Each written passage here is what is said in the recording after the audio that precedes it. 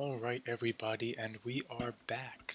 Today, going up to the Big Apple to discuss the New York Football Giants.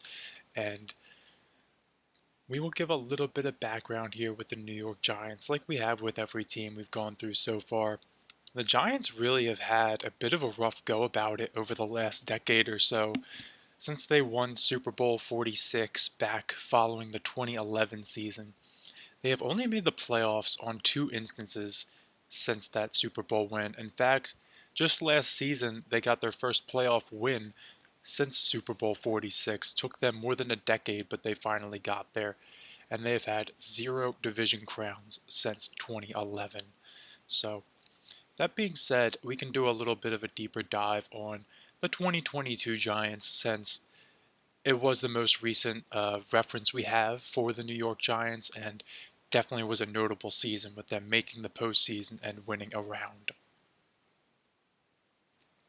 So, looking at the 2022 Giants, this was Brian Daboll's first season as head coach, coming over from fellow New York team, the Buffalo Bills, and they finished with a 9-7-1 record. And looking at their offense and defensive rankings throughout the NFL, really nothing standing out here too much. Both were pretty average units in the National Football League. Although you could look at the offense here, and this was a unit that really didn't turn the football over. They had the second fewest turnovers out of any team in the National Football League, largely attributed to them having the least amount of interceptions out of any team in the NFL. And we can even look at the rushing stats a little bit. Definitely seems like this was more of a rushing team. They're eighth in the league in rushing attempts, 25th in pass attempts, and it's reflected in the rankings for yardage and touchdowns. They're fourth in terms of both rushing touchdowns and rushing yards last season, whereas they're 26th and 24th in terms of passing yards and touchdowns, respectively. Then looking at the defense a little more closely, they actually do generate a lot of turnovers here as well. Well, I guess I should say they generate a lot of fumbles. They actually don't do many interceptions at all. They generate the second most fumbles out of any team in the National Football League, but they generate the second fewest interceptions. So when all said and done, 25th in the turnover rankings. But looking down at this 2022 Giants schedule, and they really do get off to a hot start here. They start the season 6-1 by the time we're approaching the end of October, with wins over some good teams for sure. I mean, they defeat the Tennessee Titans, the Baltimore Ravens, the Jacksonville Jaguars. These are teams that two of them, Baltimore and Jacksonville, end up making the postseason, and Tennessee didn't make the playoffs last year, but they were a team that had made the postseason the prior few seasons and definitely had some experience under their belt. And their only loss coming to division rival Dallas Cowboys. Also worth noting too is that many of these games are by one possession. In fact, it would seem that the only game that's not by one score is once they lose their second game in week 8, so that entire 6-1 stretch to open the season.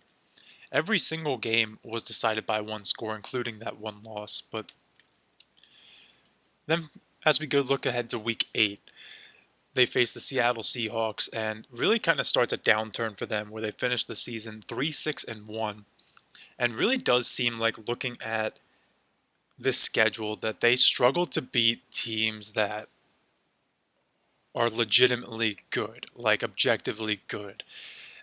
They are very good at defeating the bad teams, I'll give them that. They can take care of business against the teams that they should. They defeat Carolina, they defeat Chicago, Green Bay even. But looking further down the schedule, I mean, yeah, they win against the Houston Texans, but lose to Dallas, lose to Detroit, tie with Washington, lose to Philadelphia, lose to Minnesota, lose to Philadelphia again, but then they're able to defeat Washington and Indianapolis. Just seems very much like they're able to defeat the teams that they're better than, but they're losing to the teams that they're not as good as. I know that seems very like point blank, like, well, yeah, of course, if they're losing to them, they're not as good as them, and if they're beating teams, they are better than them. But for a team that does have postseason aspirations and aspirations to go far in the postseason, they're going to need to beat the good teams as well. You can't just beat the Houston Texans and the Washington Commanders all year and the Carolina Panthers and expect to win the Super Bowl. But then we look at the playoffs here, and they do actually have a surprising upset over the Minnesota Vikings in the wild card round at US Bank Stadium, and that was definitely an impressive victory for them. Granted, again, it was just by one score, but then they get to the divisional round and reality sets in. They lose to the Philadelphia Eagles 38-7 and really never stood much of a chance in that matchup. So looking at the more individual statistics for the 2022 Giants, Daniel Jones starts 16 out of 17 games for the Giants, and he doesn't have a bad season. I'm not going to sit here and say he had a bad season, but you can't really sit here and say that this was a great season either. He throws for 3,200 yards in 16 starts for 15 touchdowns to 5 interceptions. So definitely a lot to unpack here. You like the fact that he starts 16 games. I believe he only sat the 17th because they already had their playoff positioning essentially locked up. I think they were locked into that number 6 seed going into the final week of the season. But 3,200 yards, not bad for Daniel Jones. Like, you can accept that. 5 interceptions, that's fantastic, not turning the ball over. But just 15 touchdowns, I don't know.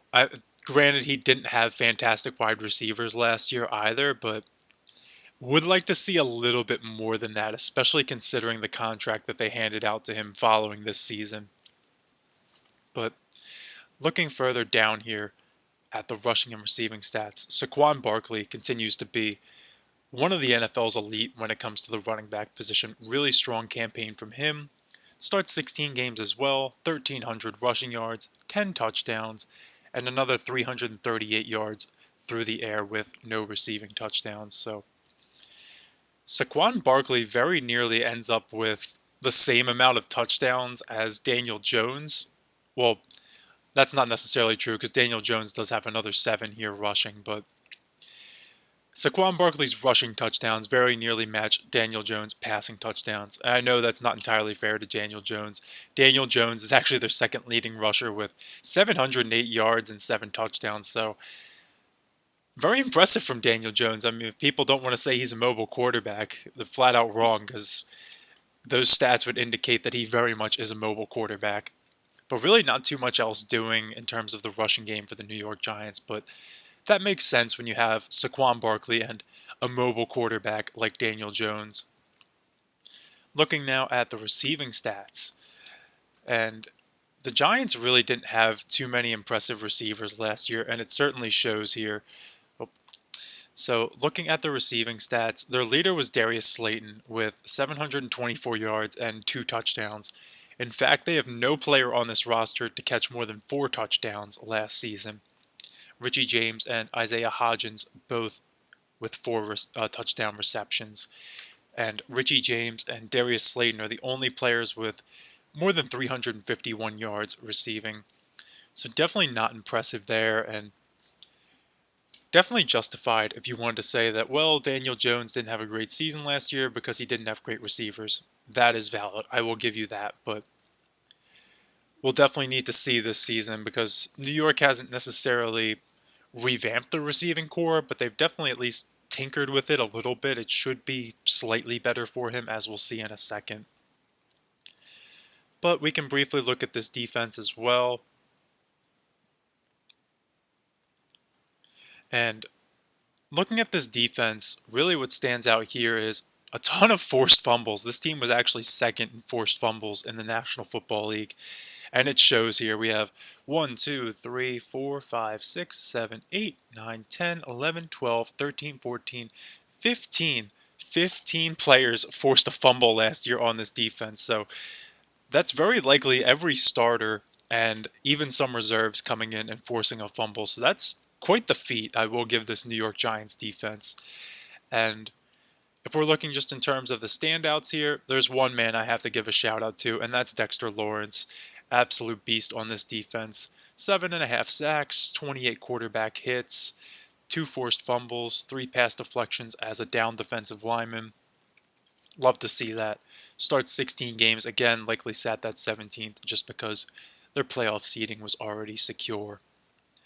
And before we proceed to look at the Giants' 2023 offseason, we'll give a shout out to Dexter Lawrence and Saquon Barkley being the two Pro Bowl players from this 2022 Giants roster. So, congratulations to those gentlemen.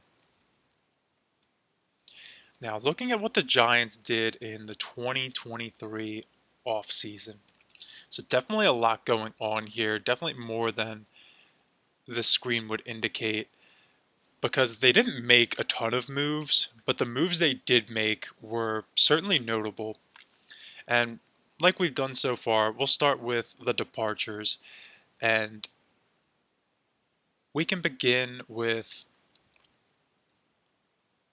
Actually, you know what?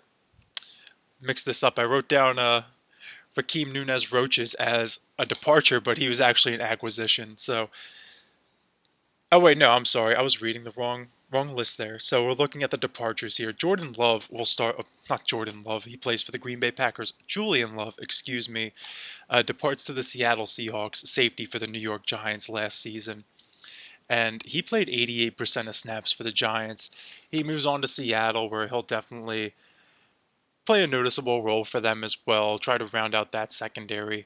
We'll mention that more when we get to the Seattle video, but also mention Jalen Smith, who actually is no longer with the team. This yesterday, as of when I'm recording this, yesterday was the roster deadline for the 53-man rosters in the National Football League. So Jalen Smith was a member of the New Orleans Saints, but didn't make the final cut for their 53-man roster. So as of right now, he's a free man. He's out there to sign with anybody he'd like. And the same could be said for cornerback Fabian Moreau. He was somebody we mentioned in the Denver video as a potential addition for them who could make an impact, but he's a free man as well. But that's another notable departure from the New York Giants. And then we can move along to John Feliciano, left guard, departs to the San Francisco 49ers. He played 85% of snaps last season.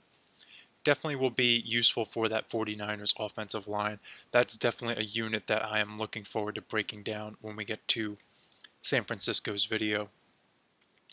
Then I will also mention wide receiver Richie James, who departs to the Kansas City Chiefs. And as we could recall from the 2022 Giants, Richie James was one of their best receivers last year. So New York is definitely going to have to add some receiving talent since they already didn't have much last year. And they lost one of their more prominent players at that position. So now looking at their additions, we will now circle back to Raheem Nunez Roaches, who I mentioned earlier. Not a departure of the New York Giants. He is joining the New York Giants from the Tampa Bay Buccaneers. And he played 48, nearly 49% of snaps for the Bucs last year, and will definitely play a noticeable role on this Giants defensive line. Another player I'll mention is Bobby Okereke from the Indianapolis Colts. We mentioned him in that video as well. And he's coming in to play the linebacker position and should definitely be somebody of note there.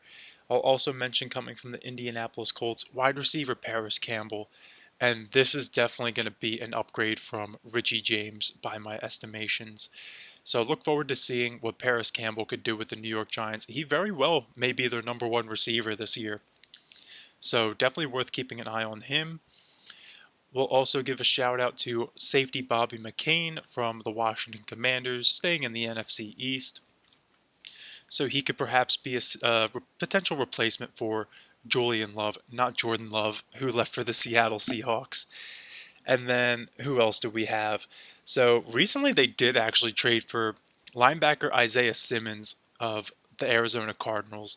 We mentioned in the Arizona video, that was a couple weeks ago now, but Isaiah Simmons was somebody who, former top 10 pick, really didn't pan out, and he's listed as a linebacker, but in training camp with Arizona, he was really trying to hone in his skill set at either the safety position or the nickel corner position, really somewhere in the secondary he wanted to master. So very curious as to how the New York Giants plan on deploying Isaiah Simmons into their defense.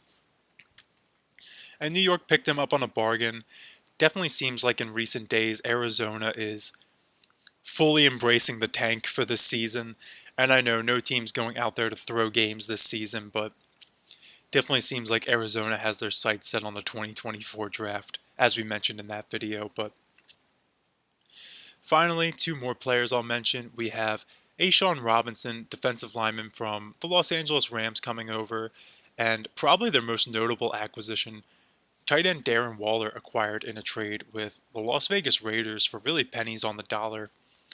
And I know Darren Waller was injured last year, but if he is able to stay healthy, he is easily the best pass catching option for Daniel Jones on this offense, besides perhaps Saquon Barkley. So adding Darren Waller and Paris Campbell will certainly improve their prospects in the passing game. Now, looking at the 2023 draft for the New York Giants, when all said and done, they do have 7 picks here. Not really anything special. They have no 4th round pick, but an additional 7th round selection. And in the first round, they select cornerback Deonte Banks out of the University of Maryland. Definitely not a bad pick by any means, but not really knocking your socks off either. Second round, they select John Michael Schmitz, offensive lineman, to give them a little bit of depth. But perhaps two of the more notable picks here in the middle rounds, they take wide receiver Jalen Hyatt from Tennessee, and Jalen Hyatt could definitely be somebody who plays a more notable role in this Giants receiving core this year, just because they really don't have much going on in their receiving core as we saw last season. So if he could step up and be a potential playmaker for them, he could find himself heavily involved in the offense very quickly. And then I'll even give a mention to Eric Gray as well, out of Oklahoma. This is Saquon Barkley's backfield, but who knows, if something were to happen with an injury, God forbid, Eric Gray could potentially play a role in this offense. Then rounding things out, they take a few flyers here in the late rounds. Cornerback Trey Hawkins, defensive lineman Jordan Riley, and defensive back Gurjay, geez, I don't even know how to say this. Javarius, geez, I don't know why that was so tough for me to say. Javarius Owens.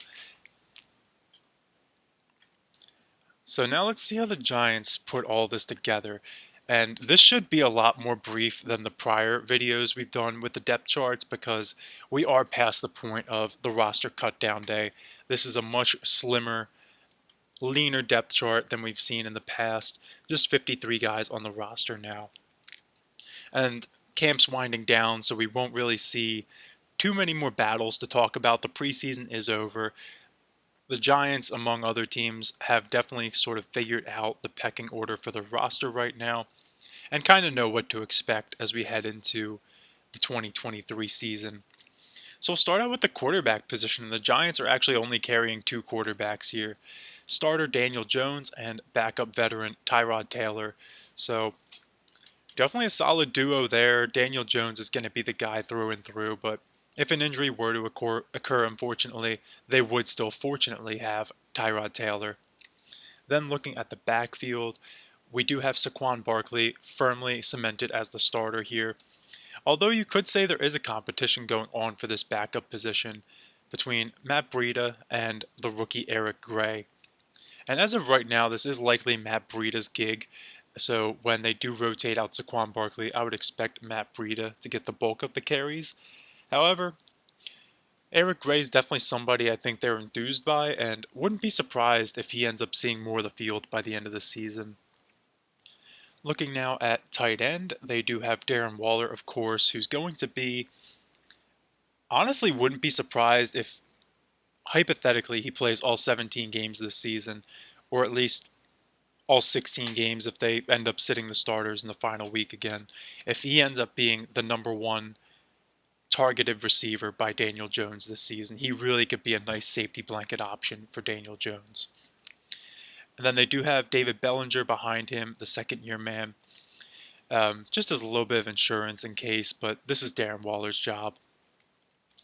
Looking now at wide receiver, we did mention Paris Campbell, and he honestly should be the number 1 receiver, though there is a competition going on between Darius Slayton and Julian Hyatt for perhaps the number 2 gig here.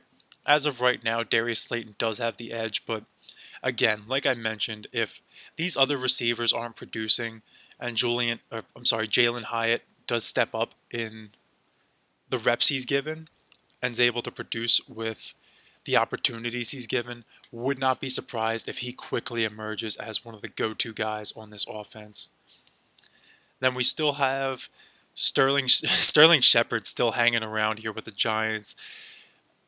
Really interesting there. I'd love to look at like his career stats because it seems like he's been one of those guys who's just been with the Giants forever, and it always seems like he's gonna break through. He's gonna be one of their more notable guys. He's gonna be a difference maker for them. And then he just ends up near the bottom of the depth chart and is really a non-factor. No disrespect to Sterling Shepard, of course. He's doing something right if he's still in the NFL after all this time, but it's quite funny though that he's hung around for so long and still can't crack the starting lineup for the receivers here. Then we do also have Isaiah Hodgins and Wan'Dale Robinson to round things out for the wide receiver position. So definitely a better unit, but wouldn't necessarily say it's one of the better ones in the National Football League. Still definitely leaves a lot to be desired. Then looking now at this offensive line, and really not impressed with this offensive line at all. In fact, I would say this is one of the weaker offensive lines in the National Football League, which is quite perplexing because it seems like the Giants have used at least a noticeable amount of early draft picks recently at the offensive line position. They selected Andrew Thomas back in 2020 as a top 5 selection. They selected him over guys like Tua Tagovailoa and Justin Herbert, I believe, were the very next 2 picks after him. And actually, Isaiah Simmons went a few picks later, funny enough. But then in 2022, they select Evan Neal to be their other opposite starting tackle. And it looks like they're going to be starting the rookie John Michael Schmidt Jr. at the center position with Ben Bredesen and Mark Glowinski as their starting guards. So definitely a mixed bag there. Not really overly enthusiastic about any of these players at the moment. Andrew Thomas has been very much up and down during his NFL career, but when he is on his game, he can absolutely be a force for them at left tackle. So if he can really play just more consistently, that would go a long way for them. Then looking at the reserves on this offensive line, looks like they only have 4 players here as of now, and they're all recent draft picks as well. We have Matt Pert as looks like the swing tackle, then 3 interior guys for the offensive line reserves. Josh Izendu, or Izudu, hope I'm pronouncing that correctly, second-year man. Shane Lemieux, fourth-year player, and Marcus McCathin, second-year player as well. So definitely some youth on this offensive line. So certainly potential for them to develop into a more prominent unit, but as of right now, I would say this is probably a bottom 5 unit in the National Football League. No disrespect to these guys, of course, but just means there's room to improve. And for this offense as a whole, definitely leaves me with some questions. I think it'll be better than last season, but this wasn't exactly an amazing unit last year. This was a pretty average unit last season. Saquon Barkley is definitely their best player here. Having a healthy Darren Waller would go a long way for them to help Daniel Jones.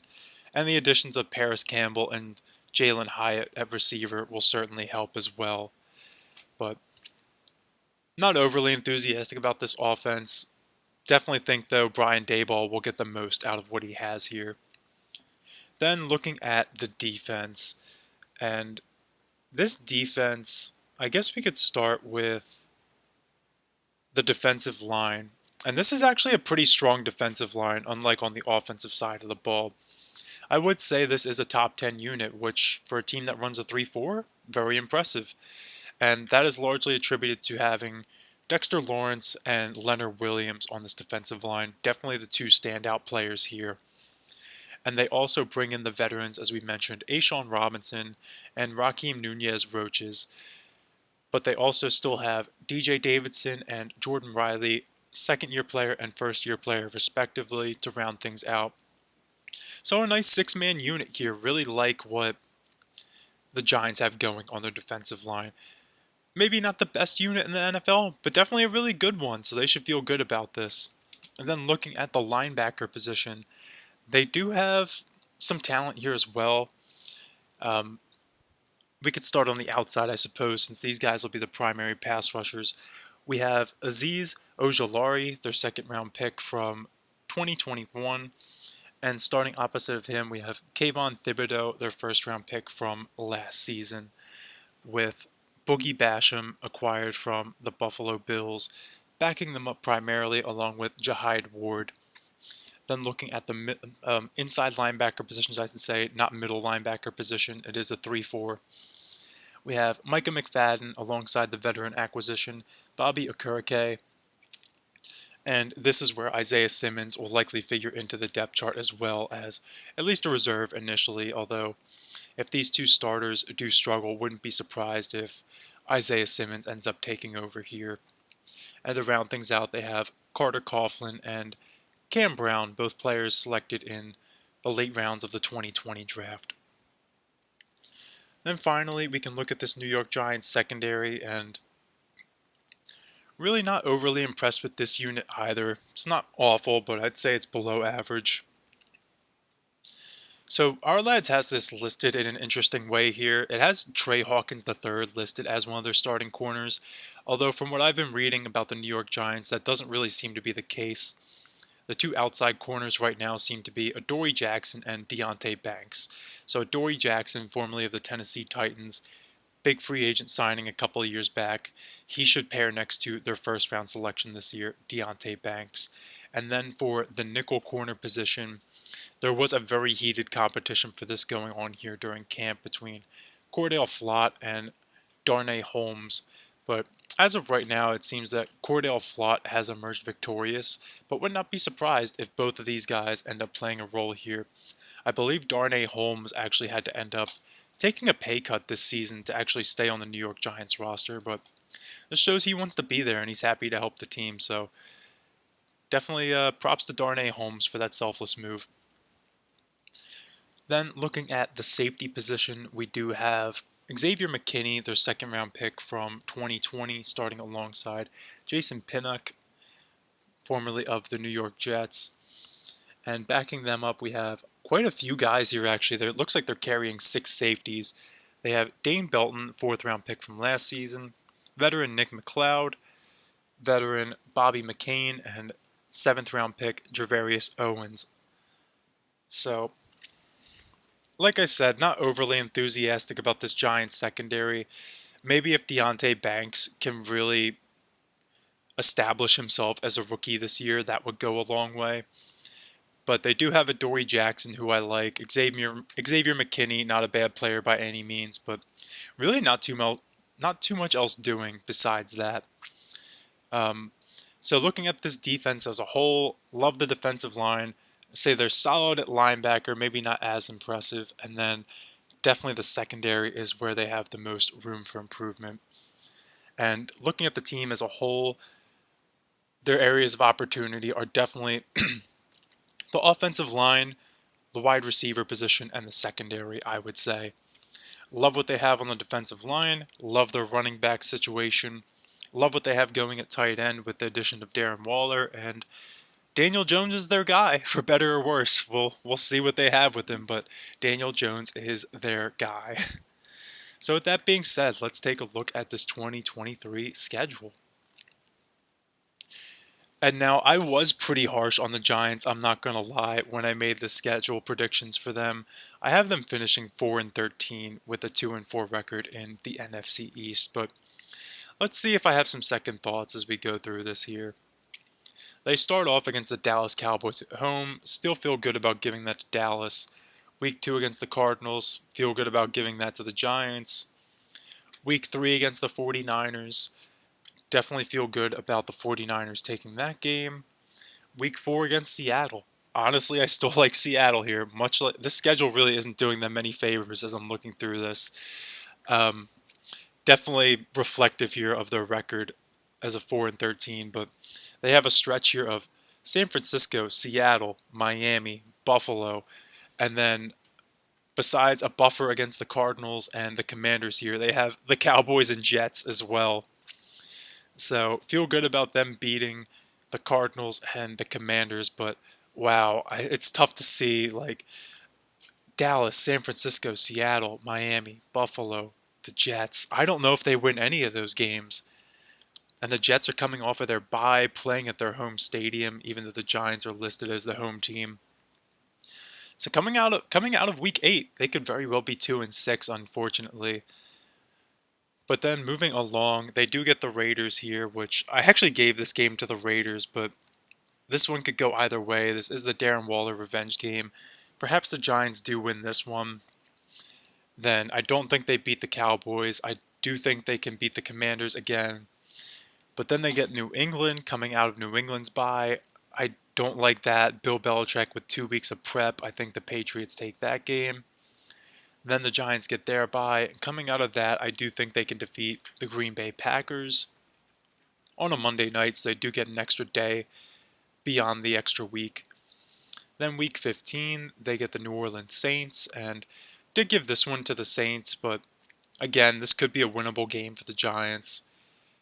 Week 16 against the Eagles, not seeing a victory there. Week 17 against the Rams, that could be a potential victory, and then week 18 against the Eagles. I like the Eagles there. So, hypothetically, we could give them the Rams game, the Saints, and the Raiders, and that would put them at 7-10. And then maybe they could steal one of these games against a better opponent. Who knows? Maybe they beat, say, like Seattle, for instance, right? That could get them up to 8-9, knocking on the door of a playoff spot. And then they'd probably still need to beat either the Cowboys or Eagles at least once. But even then, at 9-8, they would only be tied with the Minnesota Vikings as the 7th seed. So I don't know. I have a very difficult time. Even in the wide open NFC, I have a tough time seeing the Giants make the playoffs with this schedule. And it is largely because of the schedule, because if they were going up against some more inferior teams here, I'd feel better about it, but right now, it really isn't doing them any favors, and two of the more winnable matchups here later on against the Saints and the Rams are later on when their season might already be out of reach.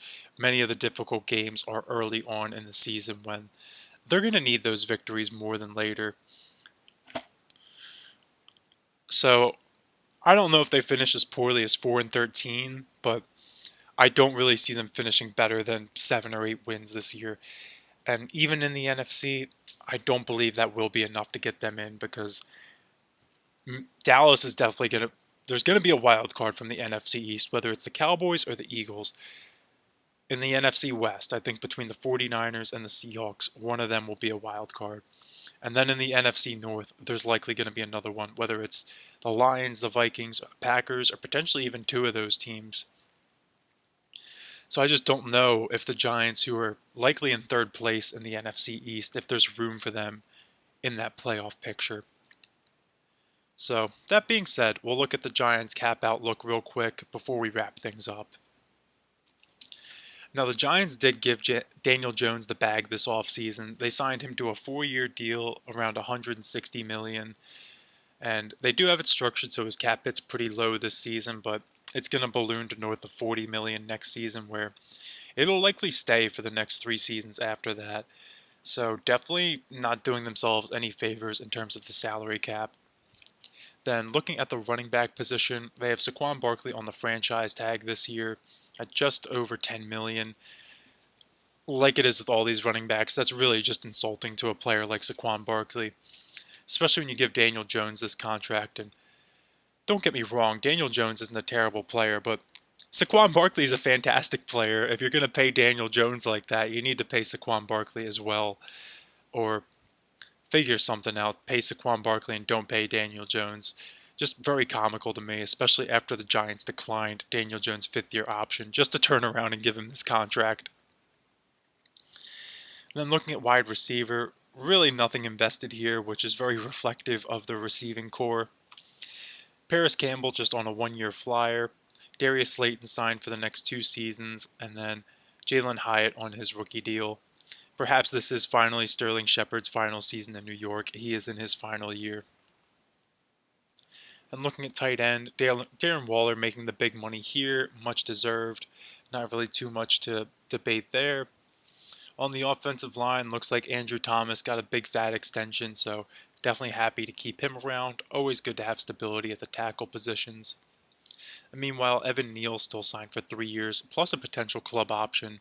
So love to see that. And then John Michael Schmidt on his 4-year rookie deal. So New York's at the very least going to have stability at the tackle and center positions. And going forward, if they could just upgrade those 2 guard spots, maybe get a little bit of a rotation going with some solid players to back these guys up, their offensive line could quickly become one of the better ones. But as of right now, still some work to do. Looking at the defensive line, Leonard Williams in a contract year. Be interested to see how that situation's resolved, especially with Saquon Barkley due to hit free agency after this year as well. Does Leonard Williams get the franchise tag? Do they give it to Saquon again? Does that mean Saquon gets to hit the open market? Does that mean Leonard Williams does? Guess we'll see. Then Dexter Lawrence also getting the big extension here. 4 years north of $20 million. Definitely well deserved there. Then really not too much else invested in terms of big money on the defensive line. And looking at linebacker now, Bobby Okereke, definitely the most notable name here. Signed for 4 years with a small cap hit this year, but north of $11 million the following 3 seasons. Then Kayvon Thibodeau still with 3 seasons plus a potential option for 2026, so there should be some stability there as well. Finally, looking at the secondary, Adoree Jackson, again in a contract year, so definitely a lot of notable players here in contract years for the Giants. We had Saquon Barkley, Leonard Williams, now Adoree Jackson, and Xavier McKinney as well. So for a secondary that's already not one of the better units in the National Football League, they definitely can't afford to lose Adoree Jackson and Xavier McKinney.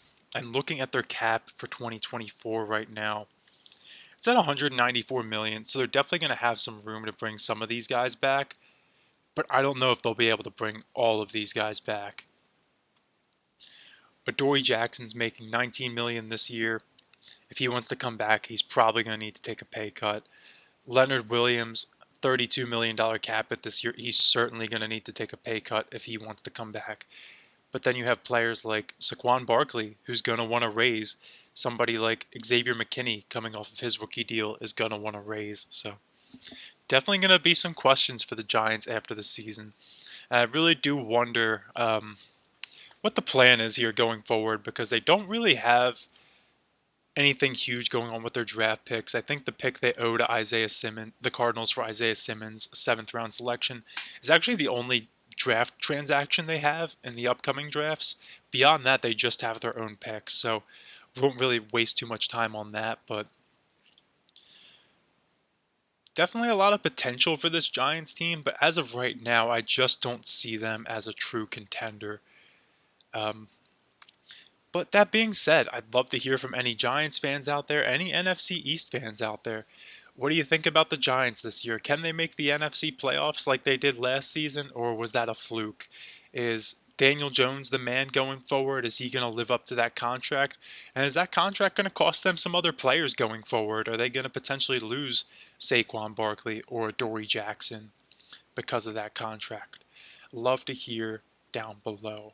And for the next video, we will stay right in the Big Apple to talk about Aaron Rodgers and the New York Jets. So that should be very exciting. Look forward to talking to you guys then.